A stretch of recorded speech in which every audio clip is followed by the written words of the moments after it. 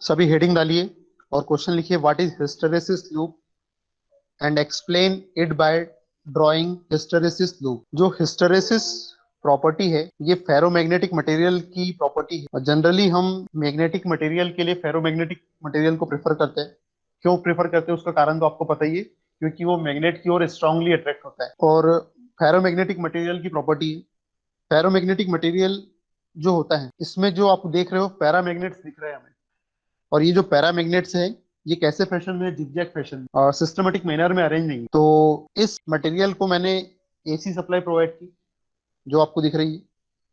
जब मैं इसे एसी सप्लाई प्रोवाइड करता हूँ तो जो एसी सप्लाई का नेचर होता है वो कुछ इस प्रकार का होता है, साइनोसॉइडल नेचर का होता है एसी सप्लाई। तो जब एसी सप्लाई की पोजीशन देखो कैसी है, ओ पोजीशन पे जीरो वैल्यू है, ए पोजीशन पे मैक्सिमम वैल्यू है, बी पोजीशन पे अगेन जीरो वैल्यू है, सी पोजीशन पे मिनिमम वैल्यू है, और डी पोजीशन पे अगेन जीरो वैल्यू। तो एसी सप्लाई का जो मैग्नीट्यूड है वो टाइम के रिस्पेक्ट में वेरिएबल है, चेंज हो रहा है। तो जब ओ पोजीशन पर मेरी इलेक्ट्रिकल सप्लाई जब ओ पोजीशन पर थी, मतलब जीरो वोल्टेज, जब जीरो वोल्टेज पे रहेगी तो मेरे सारे के सारे पैरामैग्नेट कैसे रहेंगे, जिगजैग फैशन में रहेंगे, कोई चेंजेस नहीं आएगा उसमें। तो देखो ओ पोजीशन पर, इस ओ पोजीशन पे मेरे सारे के सारे पैरामैग्नेट जैसे के वैसे ही, कोई इफेक्ट नहीं आ रहा है उन्हें उन पर, जिगजैग फैशन में। जैसी मेरी इलेक्ट्रिकल सप्लाई ओ पोजीशन पर पहुंचेगी तो मैक्सिमम वोल्टेज आ जाएगा। जब मैक्सिमम वोल्टेज आ जाएगा तो सारे के सारे पैरामैग्नेट एक प्रॉपर सीक्वेंस में अरेंज हो जाएंगी, क्योंकि उसे मैक्सिमम सप्लाई मिल रही है। तो ए पोजीशन पर देखो, सारे के सारे पैरामैग्नेट एक प्रॉपर मैनर में अरेंज हो गए, जिससे कि मेरा जो मटेरियल है वो मैग्नेट की तरह बिहेव कर रहा है। इसका मतलब ये हुआ कि ए पोजीशन पर मेरा जो मटेरियल है वो मैग्नेटाइज हो गया। मेरा जो मटेरियल है वो ए पोजीशन पर फुल्ली मैग्नेटाइज हो गया। फिर बी पोजीशन पर इलेक्ट्रिकल सप्लाई पहुंची, बी पोजीशन पर फिर से जीरो हो गई। वोल्टेज का मैग्नीट्यूड कैसे हो गया, फिर से जीरो हो गया। तो जब वोल्टेज का मैग्नीट्यूड जीरो हो गया, उस कंडीशन में फिर से मेरे पैरामैग्नेट कैसे हो जाएंगे, जिगजैग फैशन में आ जाएंगे, क्योंकि उसे कुछ नहीं मिल रहा अभी। तो फिर से मेरी जो बी पोजीशन है इस पर मेरा जो मटेरियल है कैसा हो जाएगा, डीमैग्नेटाइज हो जाएगा। फिर उसके बाद बी पोजीशन से फिर मेरी इलेक्ट्रिकल सप्लाई सी पोजीशन पर आएगी, ये सी पोजीशन पर आई। जैसे सी पोजीशन पे आई तो नेगेटिव डायरेक्शन में मैक्सिमम वैल्यू होगी, मेरे वोल्टेज सप्लाई की नेगेटिव डायरेक्शन में मैक्सिमम वैल्यू होगी। जब नेगेटिव डायरेक्शन में मैक्सिमम वैल्यू होगी तो नेगेटिव डायरेक्शन में सारे के सारे पैरामैग्नेट अरेंज हो जाएंगे। पहले पॉजिटिव डायरेक्शन में मैक्सिमम वैल्यू थी तो सारे के सारे इस प्रकार से थे, और जब नेगेटिव डायरेक्शन में मैक्सिमम वैल्यू हो जाएगी तो क्या होगी, डायरेक्शन चेंज होगी। देखो इसकी डायरेक्शन चेंज होगी। हाँ, ठीक है। तो सी पोजीशन पे सारे के सारे पैरामैग्नेट ए पोजीशन के कंपैरिजन में, ए पोजीशन के रेफरेंस में अपोजिट डायरेक्शन में आ जाएंगे, क्योंकि ए पोजीशन पर पॉजिटिव डायरेक्शन में मैक्सिमम वैल्यू थी और सी पोजीशन पे नेगेटिव डायरेक्शन में मैक्सिमम वैल्यू है। तो अभी भी मेरा मटेरियल मैग्नेटाइज होगा, लेकिन अपोजिट डायरेक्शन में। अभी भी मैग्नेटाइज होगा लेकिन नेगेटिव डायरेक्शन में। फिर डी पोजीशन पे देखते हैं क्या हुआ। जैसे इलेक्ट्रिकल सप्लाई डी पोजीशन पे पहुंची फिर से जीरो, मैग्नीट्यूड फिर से जीरो हो गया। जब फिर से जीरो हो गया उस कंडीशन में सारे के सारे पैरामैग्नेट फिर से जिगजैग फैशन में आ गए, तो फिर से ये डीमैग्नेटाइज हो गया, डीमैग्नेटाइज हो गया। ठीक है। तो एक साइकिल में ये कितने बार मैग्नेटाइज हो रहा है, ये दो बार मैग्नेटाइज हो रहा है। देखो एक बार पॉजिटिव डायरेक्शन में मैग्नेटाइज हो रहा है और एक बार नेगेटिव डायरेक्शन में मैग्नेटाइज हो रहा है। डायरेक्ट करंट में क्या ऐसा होगा क्या, मैग्नेटाइज डीमैग्नेटाइज वो तो कांस्टेंट रहेगा ना, ये सब नहीं होगा उसमें। हाँ बिल्कुल बिल्कुल, उसमें ऐसा कोई रोल ही नहीं होगा। और यार हम ऐसा इसलिए करते हैं क्योंकि हम जनरली वर्क वर्क किस पे करते हैं, हम एसी पर वर्क करते हैं। ये जो फैन चल रहा है ये किस पे वर्क कर रहा है, एसी पे कर रहा है। ट्रांसमिशन लाइन किस पे काम कर रही है, जो ट्रांसफार्मर वर्क करता है वो किस पे काम करता है, एसी पे। इसलिए मैं डीसी पे चेक नहीं कर रहा हूँ। अब बताएंगे, धीरे धीरे बताएंगे। फायदा अगर रहता तो फिर हम उसी का यूज नहीं करते। हाँ अभी अभी धीरे धीरे उसके मैं डिसएडवांटेज बताऊंगा तुम्हें, ठीक है। तो यहाँ हो क्या रहा है, एक साइकिल में दो बार मटेरियल मैग्नेटाइज हो रहा है और दो बार डीमैग्नेटाइज हो रहा है। तो एक साइकिल में ऐसा हो रहा है, और एक सेकंड में ऐसी कितनी साइकिल कंप्लीट करता है करंट। मैंने आपको फ्रीक्वेंसी बताई थी, हमारे इंडिया की फ्रीक्वेंसी 50 हर्ट्ज है। हमारे इंडिया की फ्रीक्वेंसी 50 हर्ट्ज है। 50 हर्ट्ज का मतलब है कि एक सेकेंड में ऐसे 50 साइकिल कंप्लीट करती ही करें। हमारी जो करंट है, जो हमारी सप्लाई है, वो एक सेकेंड में ऐसे 50 साइकिल कंप्लीट करते हैं। एक सेकेंड में किसी मटेरियल की कोर 100 बार मैग्नेटाइज हो रही है और 100 बार डीमैग्नेटाइज हो रही है। तो जब ऐसा होगा तो क्या होगा? कोर गर्म हो जाएगी। ऐसा होगा तो क्या होगा? जब जो पैरामैग्नेट है वो बार बार अगर चेंज होंगे तो जो कोर है हमारी क्या हो जाएगी? हीट हो जाएगी, हीटअप हो जाएगी, गर्म हो जाएगी। तो इस कारण से जो लॉसेस होते हैं उसको हिस्टेरेसिस लॉस बोलते हैं। आगे पढ़ेंगे, अभी लिख नहीं रहे। इस कारण जो लॉसेस होते हैं हमारे मटेरियल में, उसको हिस्टेरेसिस लॉस बोलते हैं। तो अगर मैं ग्राफ के थ्रू रिप्रेजेंट करना चाहूँ, तो मैं एक ग्राफ ड्रॉ कर रहा हूँ मैग्नेटिक फ्लक्स डेंसिटी और मैग्नेटिक फील्ड इंटेंसिटी के बीच में। मैग्नेटिक फील्ड डेंसिटी क्या है? फ्लक्स इन यूनिट एरिया, नीचे लिखा है मैंने। मैग्नेटिक फील्ड डेंसिटी क्या है? अभी आज सुबह ही बताया मैंने कि यूनिट एरिया से जितना फ्लक्स पास होता है, यूनिट एरिया से जितना फ्लक्स पास होता है उसको मैं मैग्नेटिक फील्ड डेंसिटी बोलता हूँ। ये नीचे लिख भी दिया है मैंने, फ्लक्स इन यूनिट एरिया। और एच क्या है? Magnetic field intensity. और मैंने आपको क्या बताया था कि जो मैग्नेटिक फील्ड इंटेंसिटी है, एक्चुअल में मैंने आपको बताया था कि इसे हम ऐसे भी एक्सप्रेस कर सकते हैं, एमएमएफ पर यूनिट लेंथ। आज ही बताया था, कल भी बताया था। एच को हम इस प्रकार से भी एक्सप्रेस कर सकते हैं कि यूनिट लेंथ में कितना एमएमएफ प्रोड्यूस हो रहा है। ठीक है, यूनिट लेंथ में कितना एमएमएफ प्रोड्यूस हो रहा है उसको हम मैग्नेटिक फील्ड इंटेंसिटी कहते हैं। तो ये एक्सिस मुझे क्या बता रही है? ये एक्सिस मुझे बता रही है कि कितना मैग्नेटोमोटिव फोर्स लगा रहा हूं पर यूनिट लेंथ में। इसका मतलब क्या हो रहा है? यूनिट लेंथ में कितना मैग्नेटोमोटिव फोर्स। ऐसा भी बोल सकता हूं ना मैं, यूनिट लेंथ में कितना मैग्नेटोमोटिव फोर्स। तो ये जो एक्सिस है, ये किसकी एक्सिस है? ये मैग्नेटोमोटिव फोर्स की एक्सिस है कि यूनिट लेंथ में कितना मैग्नेटोमोटिव फोर्स है। ये वाली एक्सिस है, ये वाली। और ये जो एक्सिस है, बी वाली एक्सिस, ये बी क्या है? मैग्नेटिक फील्ड डेंसिटी है, जो मुझे ये बताएगी कि यूनिट एरिया से कितना फ्लक्स पास हो रहा है कोर के अंदर या मैग्नेटिक मटेरियल के अंदर, यूनिट एरिया में से कितना फ्लक्स पास हो रहा है। और मैंने आपको क्या बताया था कि फ्लक्स क्यों प्रोड्यूस होता है? एमएमएफ के कारण। जितना मैग्नेटोमोटिव फोर्स रहेगा, जितना number of turns of current का प्रोडक्ट रहेगा, उतना ज्यादा फ्लक्स प्रोड्यूस होगा। तो मैं जैसे जैसे फ्लक्स बढ़ाऊंगा, सॉरी, जैसे जैसे मैं एमएमएफ बढ़ाऊंगा, बेटा क्या कुछ प्रॉब्लम? इधर देखो, है ना। जितना ज्यादा मैं एमएमएफ बढ़ाऊंगा उतना ज्यादा क्या बढ़ेगा? फ्लक्स बढ़ेगा। देखो, ये इस एक्सिस पे एमएमएफ बढ़ा रहा हूं और इस एक्सिस पे फ्लक्स बढ़ेगा, क्योंकि ये एक्सिस पे क्या है? MMF per unit length. और इस एक्सिस पे क्या है? फ्लक्स। जितना एमएमएफ बढ़ेगा उतना फ्लक्स बढ़ेगा। तो ये देखो, अगर आइडल कोर है तो वो कभी सेचुरेट नहीं होगी। तो अभी तो मैं आइडल मान के चल रहा हूँ ना मटेरियल को। और आइडल मटेरियल तो जिंदगी में कभी भी इनफाइनाइट टाइम तक करते रहो, कभी भी सेचुरेट नहीं होने वाला। तो यहाँ पर देखो क्या हो रहा है।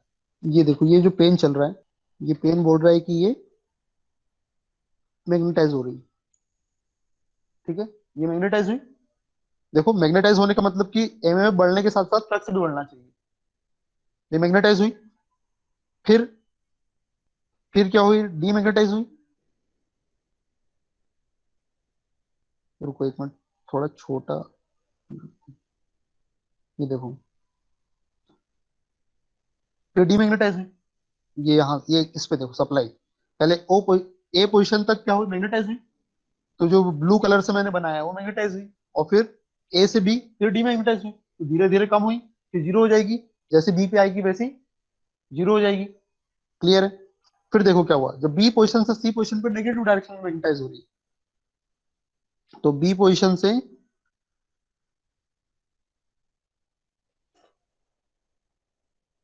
सी पोजीशन पे नेगेटिव डायरेक्शन में मैग्नेटाइज हुई। फिर क्या हुआ? सी पोजीशन से डी पोजीशन पे अगेन डी मैग्नेटाइज हो जाएगी। सी डी मतलब डी पे पहुंचा मतलब जीरो, जीरो मैग्नीट्यूड। तो सी से डी जाऊंगा तो अगेन, हाँ, अगेन डी मैग्नेटाइज हो जाएगी।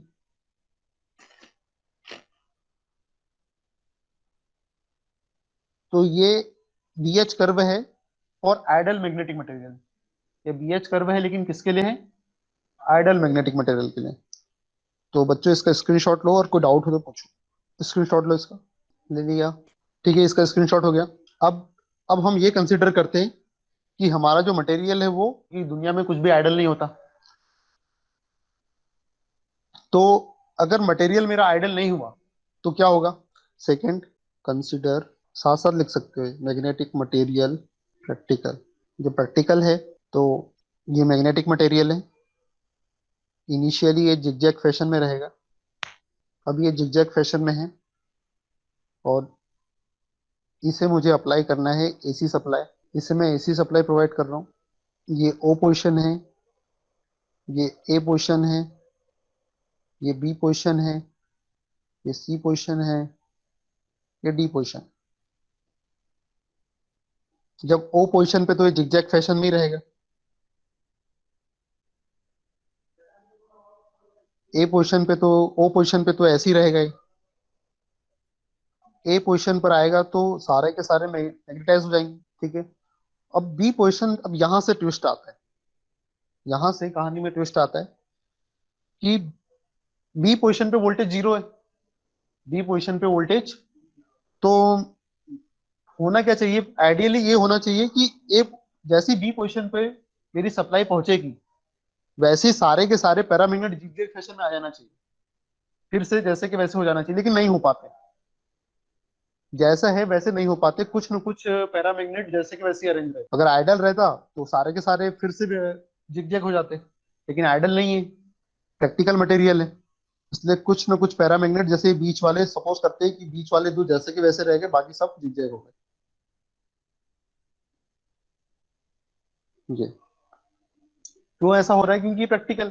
फिर सी पोजीशन पे फिर से मैग्नेटाइज हो गए, और ये जो प्रॉपर्टी की मटेरियल की है, कई बार हमारे काम में भी आ जाती है। जैसे परमानेंट मैग्नेट बनाना है तो ये प्रॉपर्टी काम में आ जाएगी हमारे। सी पोजीशन पे अगेन नेगेटिव डायरेक्शन में सारे के सारे मैग्नेटाइज हो। ठीक है।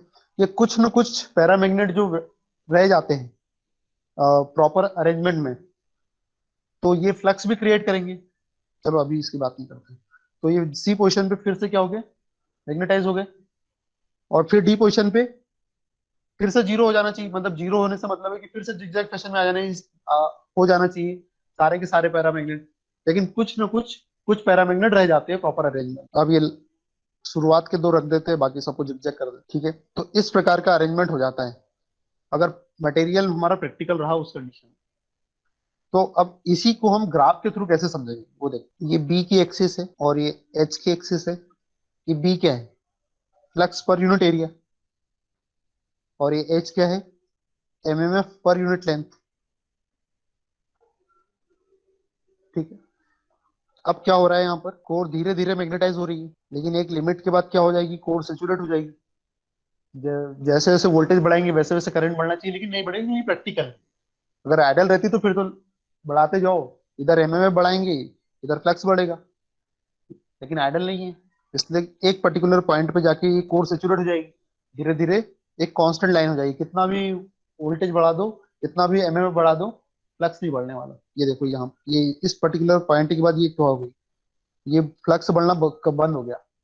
अब कांस्टेंट मैग्नीट्यूड पे आ गया। अब ये किस पोजीशन पे है? अभी ये ओ पोजीशन पे, ये ओ पोजीशन, ए पोजीशन पर ये सारे के सारे मैग्नेटाइज हो गए। तो ये ए पोजीशन है मेरी, सारे के सारे मैग्नेटाइज हो गए। अब डीमैग्नेटाइज होने की जब बात आई तो मैं चाहता था कि फिर से जीरो हो जाए, लेकिन जीरो नहीं होता। कुछ ना कुछ ये पैरामैग्नेट प्रॉपर अरेंजमेंट में बने रहते हैं। प्रॉपर अरेंजमेंट में बने मतलब कुछ ना कुछ मैग्नेटिक प्रॉपर्टी है उसके अंदर अभी भी।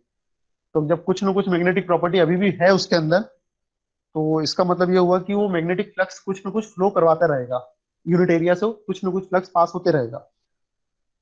तो एक दूसरा पाथ फॉलो करके वो मैग्नेटाइज होता है। सेम वैसे ही नहीं होता जैसा होना चाहिए, क्योंकि प्रैक्टिकल। तो कुछ ना कुछ मैग्नेटिक फ्लक्स से ये कुछ ना कुछ यूनिट एरिया में फ्लक्स रहेगा, तो उससे मतलब residual magnetic flux field density कुछ ना कुछ रहेगी। क्लियर है यहाँ तक?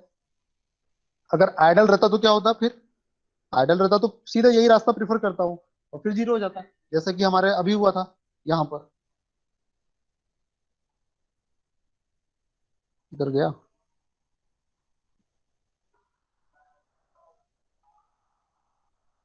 किधर गया? अच्छा इधर। ठीक है, ये देखो यहाँ पर क्या हो रहा था, जैसे जैसे एमएमएफ बढ़ा रहा था वैसे वैसे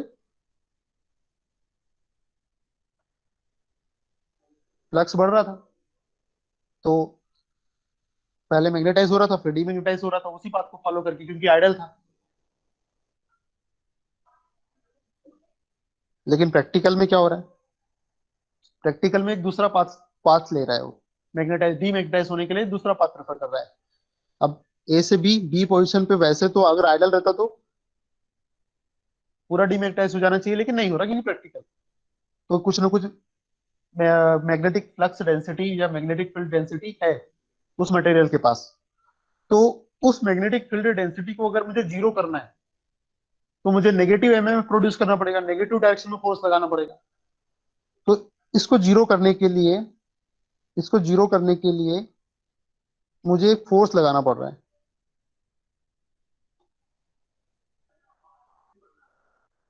इसे जीरो करने के लिए मुझे क्या करना पड़ा, ये किसकी एक्सिस है, मैग्नेटोमोटिव फोर्स की एक्सिस है, ये एमएमएफ पर यूनिट लेंथ की एक्सिस है। तो मुझे नेगेटिव डायरेक्शन में कुछ एमएमएफ अप्लाई करना पड़ा, नेगेटिव डायरेक्शन में मुझे कुछ फोर्स अप्लाई करना पड़ा इस मैग्नेटिक फील्ड डेंसिटी को जीरो करने के लिए।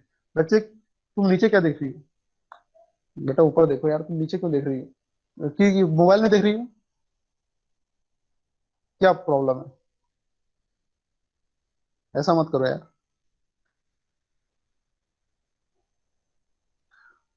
ठीक है देखो, अब नेगेटिव डायरेक्शन में मुझे फोर्स अप्लाई करना पड़ा। अगर कुछ प्रॉब्लम हो तो तुम आगे आगे बैठ सकती हो, ठीक है, नहीं तो मैं खुद ही बैठा दूंगा अगर आप नीचे देखो। तो नेगेटिव डायरेक्शन में एक फोर्स लगाना पड़ा, जिसको, ये जो नेगेटिव डायरेक्शन में जो फोर्स लगाना पड़ा ना, इसे बोलते हैं कोरेसिव फोर्स।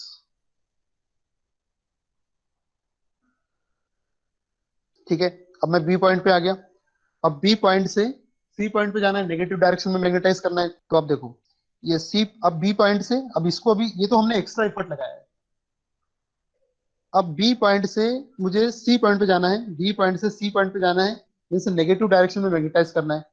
तो ये नेगेटिव डायरेक्शन में मैग्नेटाइज किया है। फिर ये इस पर्टिकुलर पॉइंट से यहाँ से सेचुरेशन स्टार्ट हो गया धीरे धीरे। ठीक है, ये नेगेटिव डायरेक्शन में मैग्नेटाइज किया, और जब डीमैग्नेटाइज करने लगा मैं इसे, अब ये सी पॉइंट पे, ये बी पॉइंट से सी पॉइंट पे पहुंच गया मैं, ये सी पॉइंट, सी पॉइंट पे ये जो है ये नेगेटिव डायरेक्शन में मैग्नेटाइज हो गया। और इससे डी, अब जब सी से डी जाना है, सी से डी जाऊंगा तो मैं डीमैग्नेटाइज कर रहा हूँ। लेकिन प्रैक्टिकल है इसलिए पूरी तरीके से डीमैग्नेटाइज नहीं होगा, कुछ ना कुछ मैग्नेटिक फ्लक्स डेंसिटी बच जाएगी। तो ये गया गया गया गया गया गया गया, डीमैग्नेटाइज होने गया, ये लो बच गया, इतना पोर्शन फिर बच गया इधर। रेसिडुअल मैग्नेटिज्म यहाँ भी बच गया, रेसिडुअल मैग्नेटिक फ्लक्स डेंसिटी इधर भी बच गई नेगेटिव डायरेक्शन में। तो जैसा कि ये हो रहा है, देखो ये दो पैरामैग्नेट अभी भी जिगजैग फैशन में नहीं गए, वो प्रॉपर अरेंजमेंट में बने रहे। इस वजह से रेसिडुअल मैग्नेटिक फील्ड डेंसिटी यहाँ पे क्रिएट हो गई। और फिर अगर इसको जीरो करना है तो मुझे एक्स्ट्रा फोर्स लगाना पड़ेगा। तो extra force, extra magnetomotive force लगाना पड़ेगा। तो ये एक्स्ट्रा मैग्नेटोमोटिव फोर्स लगाया मैंने, इतना, इतना मैंने फोर्स लगाया। ये भी कोरोसिव फोर्स है, ठीक है। और फिर ये पैटर्न चलते रहेगा, ये प्रोसेस कंटिन्यू चलते रहेगी। इसको थोड़ा सा सिस्टमेटिक कर देते हैं।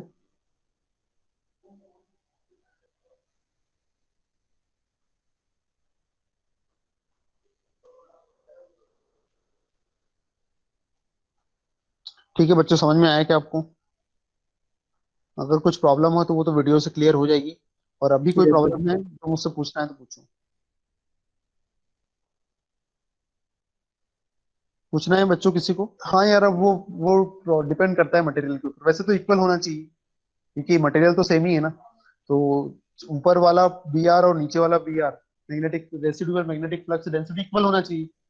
लेकिन वो मटेरियल कैसा भी हो सकता है ना। अब वो उस पर मैं कमेंट नहीं कर सकता, लेकिन हाँ होना तो चाहिए। Saturation point, yes, saturation point. ठीक है बच्चों, इसका स्क्रीनशॉट लो। इसका स्क्रीनशॉट ले लिया था क्या? ले लिया था ना? Yes sir. Yes sir. और इसका भी इसका नहीं लिया होगा आपने, कैसे डिनोट करते हैं मतलब। तो चलो इतना तो लिखो, अब इतना स्क्रीनशॉट लो, फिर लिखा रहा हूँ मैं, अभी लिखवा रहा हूँ इसमें। इसका स्क्रीनशॉट लो। हो गया सर। हाँ, अब इसके नीचे लिखो हेडिंग डालो coercive force. This is force required to minimize और रिड्यूस और remove residual magnetic field density in magnetic material. It is denoted by HC, क्योंकि ये मैग्नेटिक फील्ड इंटेंसिटी की एक्सिस पर ही है, इसलिए SC से डिनोट कर सकते हैं। और इसकी यूनिट भी क्या होगी? एम्पियर टर्न पर मीटर। जरूरत नहीं वैसे, एंड इट्स यूनिट लिखना चाहो तो लिख दो। इट्स यूनिट एम्पियर टर्न पर मीटर। जो H की यूनिट है वही इसकी भी यूनिट है, क्योंकि ये है तो उसी का पार्ट ना। MMF per unit length. अब इसके बाद लिखो hysteresis loss. Magnetic material magnetize and demagnetize 100 times in 1 second. Therefore, core of magnetic material produce heat. Therefore, this loss of heat called hysteresis loss. आपने ट्रांसफार्मर के side में एक आवाज सुनी होगी। देखना कभी ट्रांसफार्मर के साइड में आवाज चलती रहती है। यस सर, तो बजिंग साउंड आती है। हाँ, हमिंग हमिंग साउंड साउंड बोलते हैं उसे। तो यस सर। जो साउंड होता है उसे हमिंग साउंड बोलते हैं।